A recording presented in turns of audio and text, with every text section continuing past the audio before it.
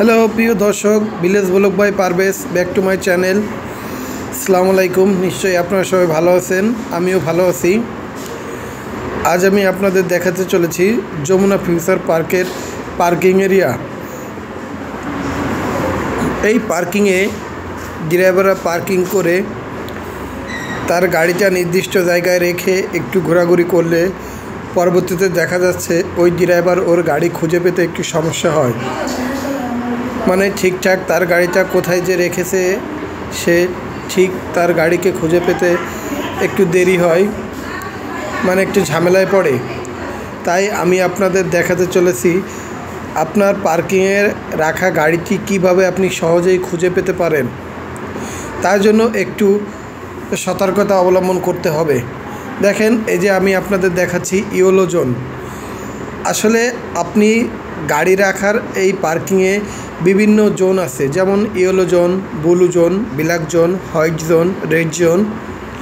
আসলে যমুনা ফিউচার পার্কের পার্কিংটা অনেক বড়, তাই এই পার্কিংয়ে গাড়ি রাখলে গাড়ি খুঁজে বের করতে একটু সবারই সমস্যা হয়। এরকম সমস্যা আমারও একবার না দুই একবারই হয়েছে।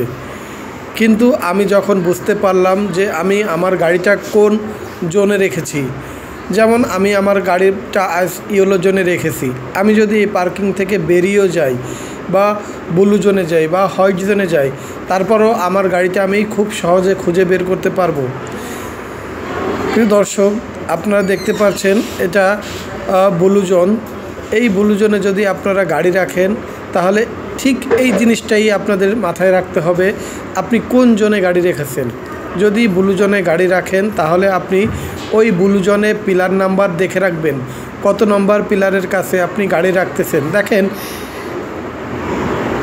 এই ব্লু জোনে লেখা আছে B1E3, মানে এই পার্কিংয়ের নাম ব্লু জোন অন পার্কিংয়ের E3। এখানে আছে মোটরসাইকেল পার্কিং।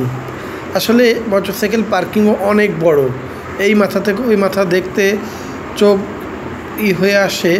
যদি আপনারা এই এত গাড়ির ভিতরে আপনাদের গাড়িটা কোথায় রেখেছেন তা যদি খুঁজে বের করতে চান, তাহলে আসলে মোটরসাইকেলে একটা ঝামেলা আছে। মোটরসাইকেল শুধুমাত্র অরেঞ্জ জোনে রাখা হয়।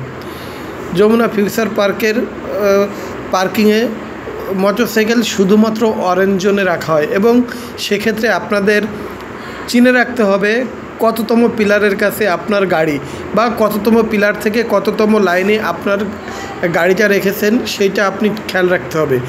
এই অরেঞ্জ জোনে শুধুমাত্র মোটরসাইকেল রাখা হয়। আর আপনাদের এটাই খেয়াল রাখতে হবে কোন পিলারের কত নম্বর সিরিয়ালে আপনি গাড়িটা রেখেছেন, তাহলে খুব সহজে আপনার গাড়িটা আপনি খুঁজে পেয়ে যাবেন। প্রিয় দর্শক, আপনারা দেখতে পাচ্ছেন যমুনা পার্কিংয়ের মোটরসাইকেল পার্কিং অনেক বড়। আসলে এখানে মোটরসাইকেল রাখলে খুঁজে পেতে একটু সমস্যা হবে, এটাই স্বাভাবিক। আমরা এখন গ্রিন জোনে চলে আসছি। এই গ্রিন জোনে গাড়ি রেখে আপনি ঠিক গ্রিন জোনেই আপনার গাড়িটা খুঁজে পাবেন। গ্রিন জোন থেকে ঠিক তার পাশেই দেখতে পারবেন এক্সিট রোড। এই গ্রিন জোন থেকে এক্সিট রোড দিয়ে আপনি এই এক্সিট দেখে দেখে শুধু এক্সিটেই বের হতে পারবেন। আসলে পার্কিং এরিয়াটা যদি আপনি একটু চিন্তা করেন বা একটু ভাবেন, তাহলে আপনার জন্য সুবিধা।